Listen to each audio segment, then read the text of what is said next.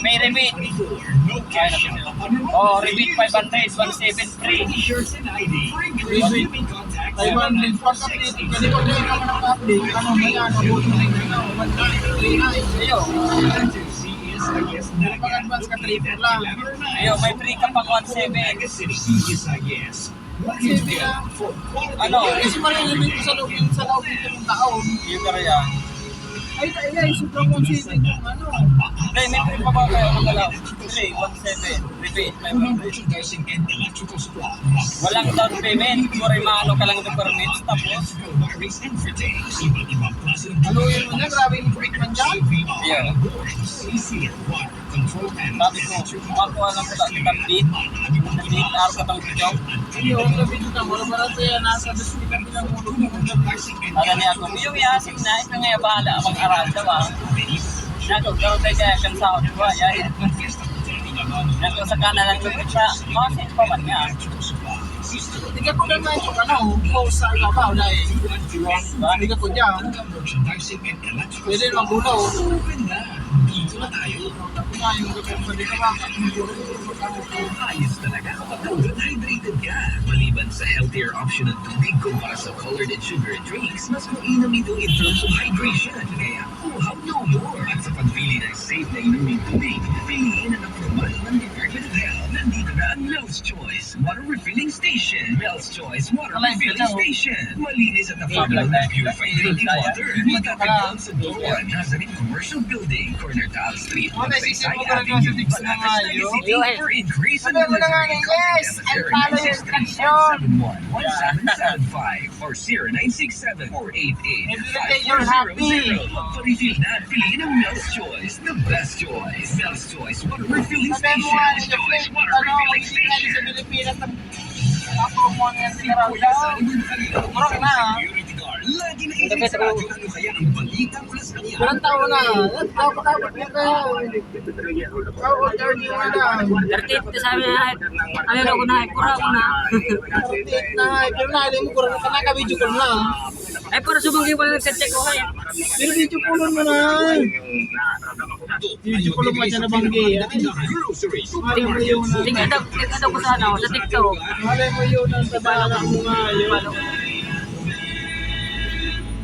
Russia. Siyempre hindi na niya matangos ang ilong kaya. Hindi ka na kayo mapabaho. Ay, putang ina, ng wifi ang ngayon.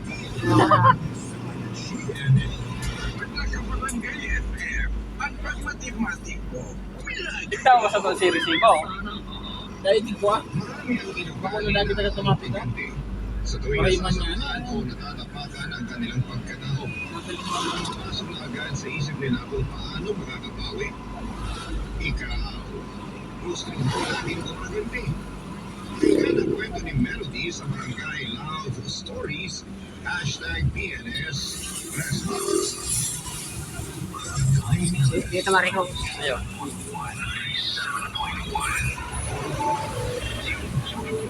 Ang mga kwento ng pag-ibig, kwento ng buhay, at kwento ng pag-asa.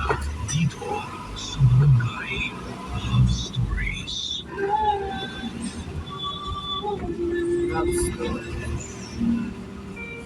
Dito sa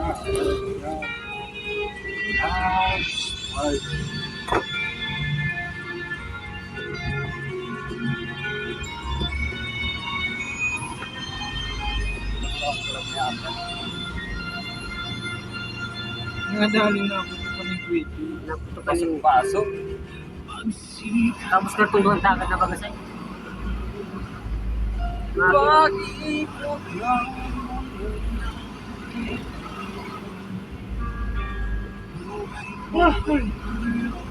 Kailangan ko na magturog-turog na. Ayos pa lang ko. May sarang oras pa ko lang. Mundo ko naman sa likod. Kasama tulungan si Ape. Sa ako nakapot pa kita katungan. Tama eh, pagkatapos tama, matago kita niya sa gilid.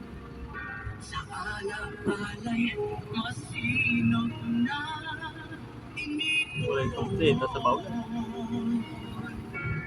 Gusto kong tuhod ko to. Nasabitan mo itong alam mo rin.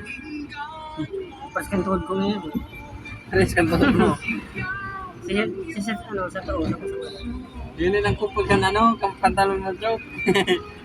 Yes, ba?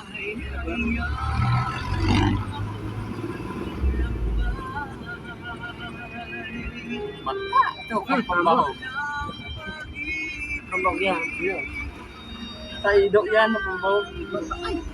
Ay, parang Stroke? Yung nalapa. Diba nang pambaho kang idok pag na ano, nakaalis na? Ang bakit sa ilaw? Ito ka na pang karne. Sabi, halap kayong karne ang pambaho kang idok, giniting, Pero pits yan. pits yan. Ito mga chocolate na nips. Yung nalapa. Pero hindi natin karano si Bagas mo.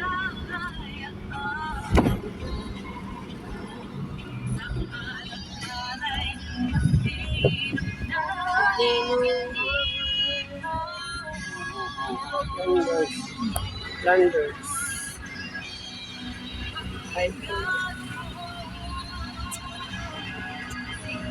Hindi ka pinili.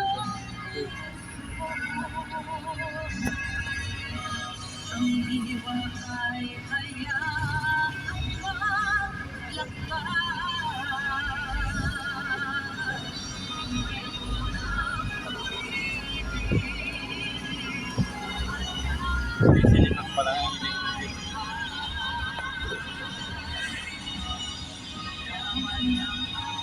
GNG.com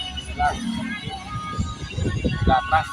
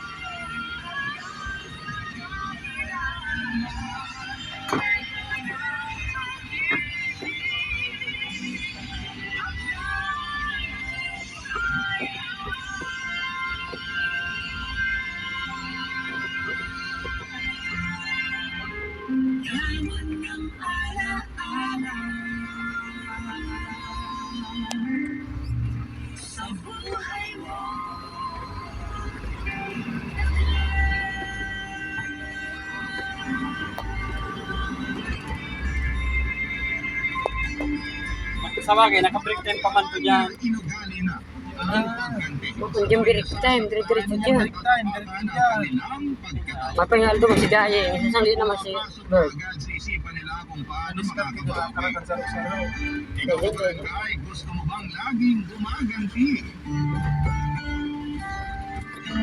Dear Papa Strong pala na eh. Ako nga pala si Melody, 26 years old. Last year pa ay may nangyari sa buhay ko na nagpabago ng lahat. Nalaman kong niloloko ako ng aking boyfriend na si Terence. Kaedad ko lamang siya. Si Terence ang unang nakarelasyon ko at tumagal kami ng 3 taon bago ko nalaman na niloloko pala niya ako. Malaki ang naging tiwala ko kay Terence, Papa Dudut. Wala na naman akong ideya sa mga nagaganap na lokohan sa relasyon namin noon. Manatag ako sa kanya dahil lagi naman niyang pinapaalala sa akin na mahal niya ako. Pero hindi pala dapat magtiwala agad sa mga salita. Dahil action speaks louder than words, sabi nga nila. Sa mga huling buwan ng relasyon namin ay napansin ko ang madalas na panlalamig ni Terence sa akin, Papa Dudut. Ayoko mag-isip ng hindi maganda. Naisip ko na baka naman kasi busy lang din siya sa trabaho. Saka alam kong hindi maayos ang estado ng kanyang pamilya. Kaya baka yun ang dahilan. Never kong naisip na ang relasyon namin ang dahilan ng panlalamig niya. Minsan nagtanong na ako sa kanya dahil hindi na ako mapakali. Nung una ay nag-aalangan pa ako dahil sa takot na baka lalo lang siyang manlamig, Papa Dudut. Pero hindi ko na kasi kayang mag-overthink sa kung bakit parang bigla siyang nagbago sa akin. Kinausap ko siya sa mismong Kung sa likod, namin, tumatras kita. sa